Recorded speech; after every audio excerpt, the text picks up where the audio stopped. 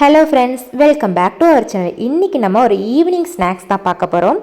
குழந்தைங்க ஸ்கூல் முடிஞ்சு வந்தோடனே என்ன செஞ்சீங்கன்னு கேட்பாங்க. அவங்களுக்கு பிடிச்ச ஒரு ரெசிபி தான் பார்க்க போகிறோம். இதுவும் ரொம்ப சிம்பிளான ரெசிபி தான். வீட்டில் இருக்கக்கூடிய ப்ரெட்டும் வாழைப்பழத்தையும் வச்சு இதை ரெடி பண்ணிடலாம். இதுக்கு நமக்கு ஒரு வாழைப்பழம் தேவைப்படும். எந்த வாழைப்பழமாக இருந்தாலும் பரவாயில்ல. இன்றைக்கி எங்கிட்ட செவ்வாழைப்பழம் இருக்குது. நான் அதை கட் பண்ணி எடுத்துக்கிறேன். கட் பண்ணிவிட்டு இதை வந்து ஸ்மாஷ் பண்ணணும். அதாவது நல்லா குழச்சி எடுக்கணும். நீங்கள் ப்ரெட் மேலே வச்சும் குழச்சி எடுத்துக்கலாம், இல்லைனா ஒரு பவுலில் போட்டு கூட குழச்சி எடுத்துக்கலாம். இந்த அளவுக்கு ஸ்மாஷ் பண்ணி எடுத்துக்கோங்க. அதுக்கப்புறம் இந்த ப்ரெட்டை அது மேலே வச்சுக்கோங்க.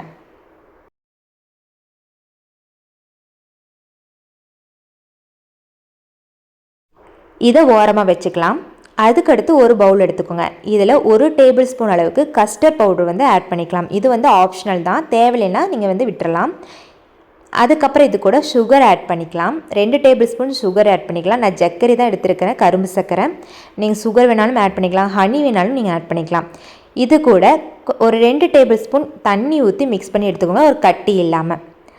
அதுக்கப்புறம் இது கூட மில்க்கு சேர்த்துக்கலாம். பால், சூடான பால் இது கூட சேர்த்து நல்லா மிக்ஸ் பண்ணி எடுத்துக்கலாம். கட்டி படாமல் இருக்கணும். நீங்கள் கஸ்டர்ட் பவுடர் இல்லை அப்படின்னா வெறும் கரும்பு சர்க்கரையும் பாலை மட்டும் மிக்ஸ் பண்ணி எடுத்துக்கோங்க. இப்போ ஒரு பேன் எடுத்துக்கோங்க. அதில் பட்டர் 1 டேபிள் ஸ்பூன் வந்து நம்ம எடுத்துக்கலாம். அது நல்லா மெல்ட் ஆனதுக்கப்புறம் நம்ம ரெடி பண்ணி வச்சுருக்கிற ப்ரெட்டை எடுத்து டோஸ்ட் பண்ணிடலாம். ஃபஸ்ட்டு ப்ரெட்டு சீக்கிரமாக வெந்துடும், அதனால் ஒரு 3 நிமிஷம் மட்டும் மீடியம் ஃப்ளேமில் வச்சு குக் பண்ணி எடுத்துக்கலாம். இப்போ இதை நம்ம வந்து திருப்பி போட்டுக்கலாம். இதே மாதிரி 2 பக்கமும் 3 நிமிஷம் வச்சு திருப்பி போட்டு எடுத்துக்கலாம். ஹை ஃப்ளேமில் வைக்காதீங்க, மீடியம் ஃப்ளேமில் வச்சு குக் பண்ணி எடுத்துக்கோங்க. இப்போ 3 நிமிஷம் ஆயிடுச்சு. இதை திருப்பி போட்டு பார்த்துக்கலாம். ஓகே, நல்லா குக் ஆயிடுச்சு. இப்போ நம்ம கலந்து வச்சுருக்கோம் இல்லையா கஸ்டர்ட் பவுடர், அந்த கலவையை இப்போ இதுக்கு மேலே வந்து ஊற்றிக்கலாம். நான் சொல்லியிருக்கேன், கஸ்டர்ட் பவுடர் இல்லைனாலும் பரவாயில்ல, அது ஆப்ஷனல் தான். நீங்கள் வெறும் ப்ளைன் மில்க்கும் சுகரும் வச்சு கூட இது மேலே ஊற்றிக்கலாம். இப்போ தேவைப்படுற அளவுக்கு நீங்கள் பால் வந்து ஆட் பண்ணிக்கோங்க. இதுவும் அதே மாதிரி ஒரு 3 நிமிஷம் மீடியம் ஃப்ளேமில் வச்சு குக் பண்ணி எடுத்துக்கலாம். 2 பக்கம் நல்லா திருப்பி போட்டு அந்த பால் வந்து ப்ரெட்டில் நல்லா சோக் ஆகணும், ஊறணும். அதை வரைக்கும் நம்ம வந்து மிக்ஸ் பண்ணி எடுத்துக்கலாம்.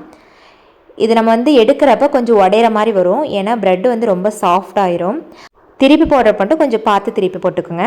2 பக்கம் 3 நிமிஷம் கழித்து நம்ம எடுத்துட்டால் நம்மளோட சூப்பரான ஈவினிங் ஸ்நாக்ஸ் ப்ரெட் வந்து ரெடி ஆயிரும். இதை நம்ம வந்து கட் பண்ணி டேஸ்ட் எப்படி இருக்குன்னு பார்த்துக்கலாம்.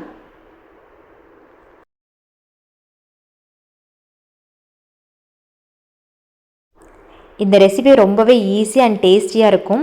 உங்கள் ஈவினிங் ஸ்நாக்ஸில் வந்து இதை உங்கள் குழந்தைகளுக்கு செஞ்சு கொடுங்க, ரொம்ப லைக் பண்ணுவாங்க. இந்த ரெசிபியை நீங்களும் உங்கள் வீட்டில் செஞ்சு பார்த்துட்டு எப்படி இருக்குன்னு கமெண்ட் பண்ணுங்கள். இன்னொரு வீடியோட நாளைக்கு பார்க்கலாம். உங்களிடமிருந்து விடைபெறுவது உங்கள் ஹாசினி. டாடா, பபாய்.